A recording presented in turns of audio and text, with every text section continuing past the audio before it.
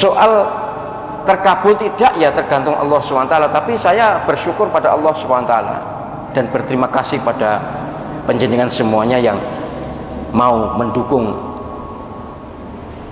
pemakmuran masjid, mau mendukung ibadah-ibadah Ramadan. Sebab gini loh ya, mohon maaf, tetap kita menghargai protap kesehatan, itu jangan dilupakan, tetap kita patuh taat pada protokol kesehatan, iya.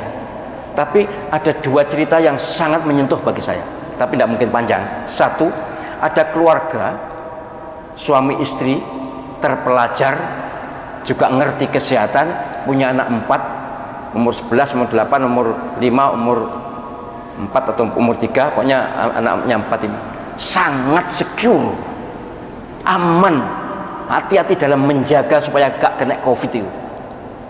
Bukan hanya masker, bukan hanya cuci tangan, bukan hanya jaga jarak, bukan hanya tidak salaman, tapi setiap datang dari bepergian pakaian dicopot, langsung cuci, mandi dari atas ini, mandi keramas.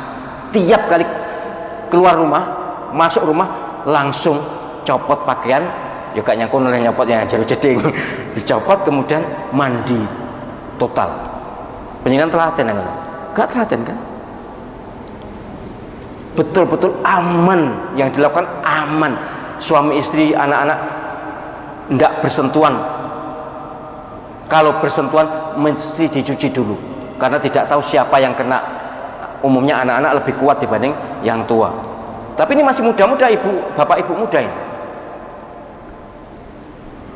Qadarullah, kersane Gusti Allah SWT untuk membuktikan bahwa manusia itu aja kemelinti. Dan ini tidak kemelinti, ini bagus sekali. Ini orang yang tawakal, membaca Quran juga.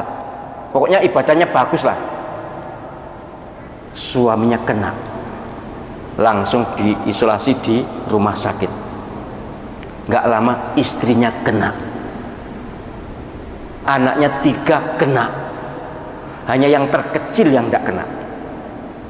Ini kisah nyata, saya membaca sendiri panjang ceritanya, tapi ini menunjukkan bahwa iki usaha wis kurang opo tapi cik iso kena. Jadi upama ndonga cik kena ya pantas, tapi alhamdulillah sampai hari ini saya belum mendengar, dan moga-moga tidak mendengar ahli jamaah, ahli masjid yang kena. Masjid manapun moga-moga diamankan, diselamatkan oleh Allah Subhanahu wa taala. Yang kedua, ini lebih dahsyat lagi. Seorang dokter, tidak usah saya sebut namanya, saya tahu namanya, dokter. Begitu musim COVID itu langsung tidak mau praktek, tidak mau keluar.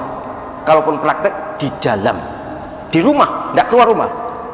Dokter ini pakai apa itu, segala pakaian yang lengkap itu, APD,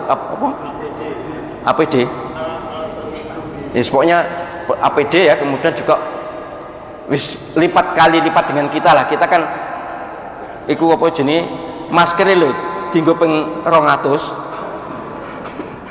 Dia sekali pakai buang, sekali pakai buang. Dokter ya luar biasa. Pokoknya usahanya wis pol wis, sampai tidak mau praktek di luar, tidak mau keluar rumah.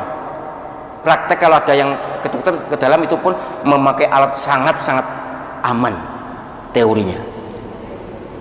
Jalalah kena COVID juga. Bukan hanya kena, tapi wafat. Allahumma firlahu warhamhu wa'afi'afu anhu. Loh, saya bukan senang dengan berita ini, bukan, tapi saya menceritakan ini untuk memotivasi penjenengan bahwa segala usaha harus dilakukan, tapi soal hasilnya bagaimana, kita punya Allah Subhanahu wa taala, bukan kita yang menentukan. Kan ada kesan toh, ya kesan aja, tapi muka-muka saya salah. Pokoknya wong masjidan kok kena diberitakan sejadi-jadinya, padahal ketika terus ditelusuri negatif. Di India itu malah dimintai plasmanya.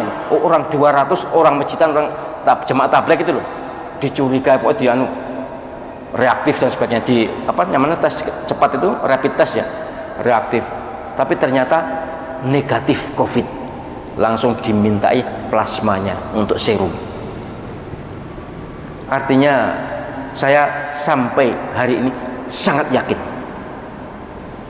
bahwa dimensi spiritual lebih besar perannya untuk menjauhkan bahaya COVID dibanding dimensi medikal. Walaupun dimensi medikal tetap harus kita patuhi.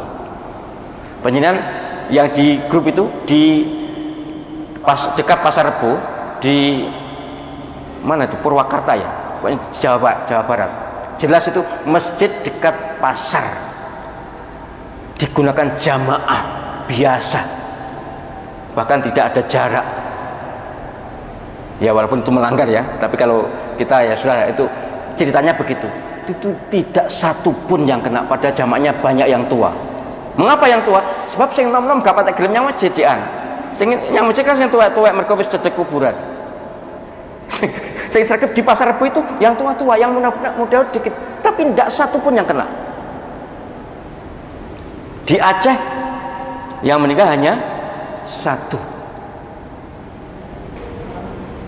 Ya di banyak tempat saya membaca, bersyukur pada Allah. Moga-moga di sini juga aman, selamat.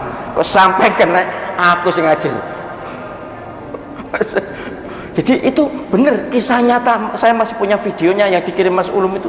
Tapi saya dapat bukan dari Mas Ulum, dari yang lain. Makanya saat kirim yang grup, tak pikir aku sedikit, ternyata kalah karena Mas Ulum. Tapi itu benar kisah nyata. Subhanallah. Jadi ini aman. Apalagi ketika sekarang sudah diproklamirkan new normal life. Waduh wis. Itu bisa benturan dengan banyak kepentingan. Kita harus tetap teguh. New normal life kita adalah ke masjid. New normal life kita adalah jamaah. New normal life kita adalah Jumatan. New normal life kita adalah ngaji. Dan masih banyak lagi ibadah-ibadah pendekatan pada Allah SWT. Baik, itu sebagai pembuka untuk kuliah solusi spiritual. Soal barisan dijarangkan, memang ada yang tanya gimana ini ya, kalau lama nanti mau terus dijarangkan. Ya moga-moga nanti kalau setelah reda saya akan balik lagi. Hakikatnya saya kan tidak setuju dengan barisan soft yang dijarangkan. Sudah awal penjenengan tahu semua kan, hanya kita jarangkan supaya aparat tidak curiga, aparat tidak ada alasan untuk menutup masjid, itu aja sebenarnya. Tapi kalau misalnya reda balik meneh, new normal life kan kita itu new, ya kan gitu aja kan.